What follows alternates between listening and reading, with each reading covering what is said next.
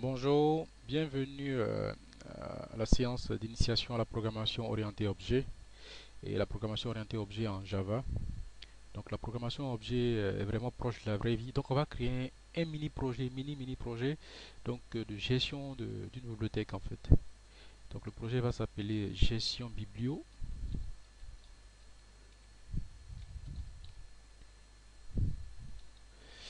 Donc on va le développer avec du Java, donc avec la JDK 1.6. Donc le projet est créé, donc c'est un projet qui est vide, il n'y a pas de classe, il y a rien du tout, il n'y a pas de service, il n'y a rien, il n'y a pas de base de données, il y a absolument rien. Donc on va déjà commencer par créer ce que j'appelle les objets du domaine en fait, ce que j'appelle le modèle en fait. Donc on veut gérer en fait une bibliothèque dans la vraie vie, donc la bibliothèque, on suppose que c'est une bibliothèque universitaire. Donc on a des clients et dans les clients, le client, bon, on suppose qu'il y a des étudiants et les professeurs. Donc ce que je vais faire, donc je vais créer en fait une classe étudiant. Donc, je vais créer une nouvelle classe.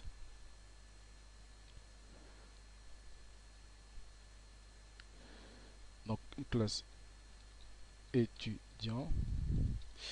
Et pour respecter les bonnes pratiques, en fait, il est conseillé de créer, en fait, de mettre ces classes-là dans un paquet. Donc, je suppose que mon projet est un projet commercial. Donc, je vais commencer par nommer le package par com.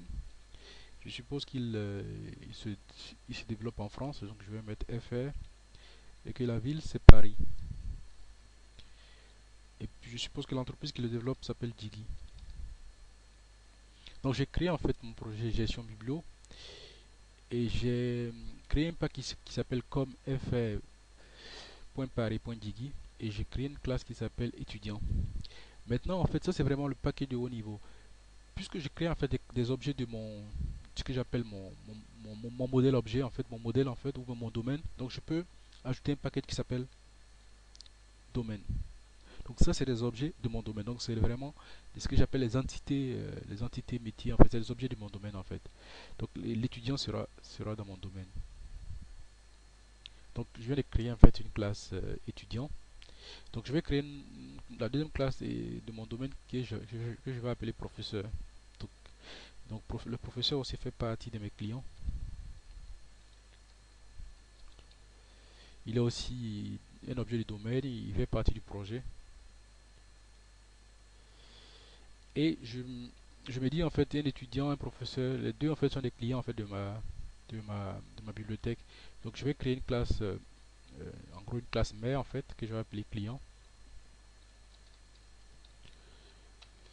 Et je ferai un lien en fait maintenant entre étudiant, professeur et client. Donc je dirais en fait qu'un professeur est un client. Donc juste pour le dire en Java, je dirais que client, un professeur extend client. Donc ça veut dire que toutes les propriétés de la classe mec client, euh, le professeur les possède en fait, juste par héritage en fait. Je fais la même chose pour étudiant. Donc je dis étudiant extend client. Donc c'était juste pour introduire la notion d'héritage en fait en programmation objet et, bon, et comment on le fait en Java. Et donc le client. Donc en gros, tout ce que je vais mettre dans la classe client sera valable en fait à la fois pour le client et l'étudiant et le professeur.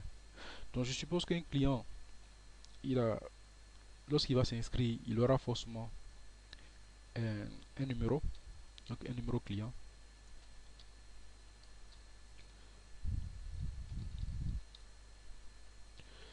Donc il aura forcément un nom, donc sous forme de chaîne de caractères. Il aura forcément un prénom. Par contre, mon client peut être étudiant ou professeur, donc en fonction de son statut, il n'a pas les mêmes avantages. Donc je vais créer en fait aussi un attribut que je vais appeler statut pour différencier. Donc il peut avoir les clients. C'est comme en fait le statut VIP ou le statut client normal. En fait, ça dépend du projet. Donc nous en fait on va avoir un statut. En fonction du statut, les modalités de prêt, le nombre de livres en fait seront pas les mêmes en fait, hein, que ce soit un professeur ou un client. Donc tous en fait tout ce que je viens de faire en fait, j'ai seulement ajouté les attributs. les attributs. C'est les attributs, voilà. Donc les attributs de la classe. Donc ça c'est les objets de domaine en fait. Donc pour l'instant je fais un exemple basique. Donc c'est que j'ai défini le domaine, mais il faut que je crée en fait des services qui vont s'appuyer sur ce domaine là. Donc ce que je vais faire en fait, je vais créer un service que je vais appeler en fait réservation. Donc c'est un service de réservation. Donc je vais créer une classe qui s'appelle réservation,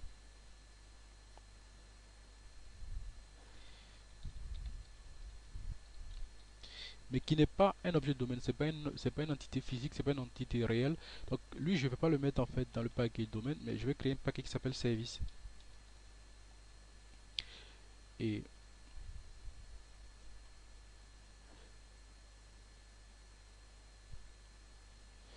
donc là je fais la différence entre les objets de domaine et le service. Donc le service c'est juste une classe. Par contre, ce que je vais faire en fait, c'est une classe qui doit implémenter cet un service. Donc ce que je vais faire, je vais créer en fait une interface.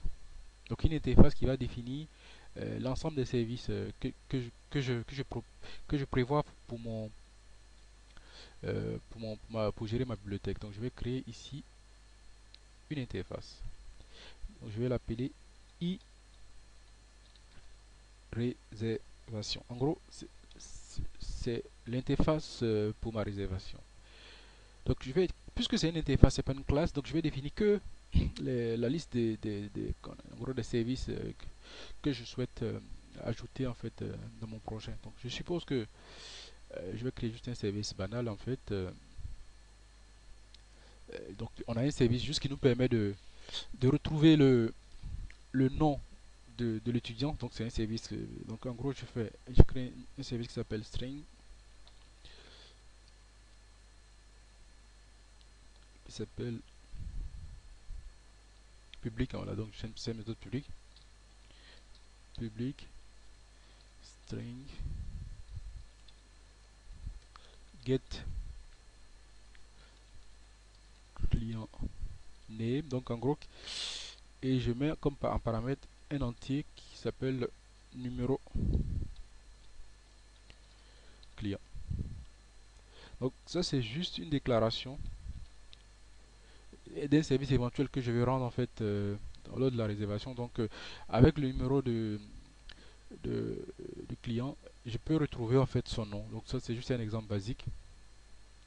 Je peux aussi créer un service qui permet en fait avec le numéro du client savoir en fait quel est le nombre total de livres qu'il a déjà réservé. Donc je peux créer un service, encore un autre service, donc qui va retourner un entier get euh, livre, bon, livre.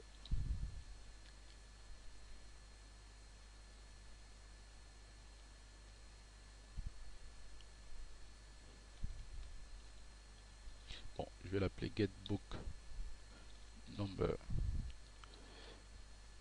Donc le get book number, il prend aussi encore un numéro de client. Donc c'est juste un exemple, hein, c'est pour aller vite, c'est juste un exemple. Donc en gros, je définis en fait juste un contrat, donc un contrat qui a été défini dans une interface, et je dis en fait à cette classe à réservation qui va implémenter, donc j'appelle ça implement l'interface réservation. Donc en gros, je lui dis euh, la classe réservation, tu es obligé d'implémenter réservation. En gros, tu es obligé d'implémenter ces deux services là. Donc c'est pourquoi le code ne compile pas parce que je ne l'ai pas implémenté. Donc pour l'implémenter, voilà, j'ajoute juste le squelette, donc il m'ajoute le squelette. Donc en gros, il me dit en fait que lui, pour l'instant, il n'a rien. Lorsqu'on va lui passer en paramètre un numéro de client, il est censé nous ramener une chaîne de caractères qui va correspondre au nom du client. Dans la deuxième méthode, lorsqu'on va lui donner un numéro de client, il est censé nous dire ce client-là, il a déjà réservé 2 livres ou 3 livres. Donc pour l'instant, c'est le squelette, donc ça, il y a du boulot à faire, donc il y a du tout doux à faire. C'est juste pour montrer le principe de la programmation orientée objet. On a un projet, on a des objets du domaine, on a des services, Et ces services-là, ils vont en fait permettre en fait d'implémenter ce contrat d'interface là. Donc c'est vraiment juste une petite démo pour montrer en fait que la programmation orientée objet est proche de la vraie vie.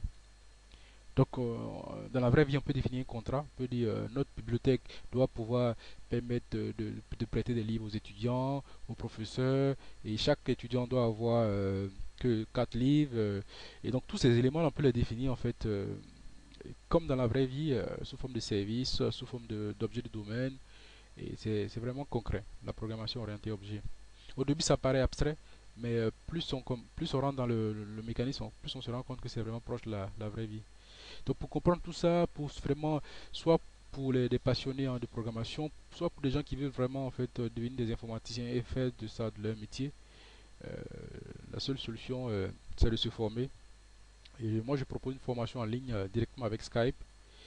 On a besoin juste d'avoir une connexion internet, qu'on soit en France, à Paris, à New York, à Abidjan, à Dakar, on peut se former. Donc on se connecte à Skype et puis on fait la formation en 1 heure ou en 2 heures, ça dépend. Donc c'est vraiment concret. Pour toutes les informations, pour une inscription ou pour me contacter, euh, le site de référence est formation.digi.net. Merci et à bientôt.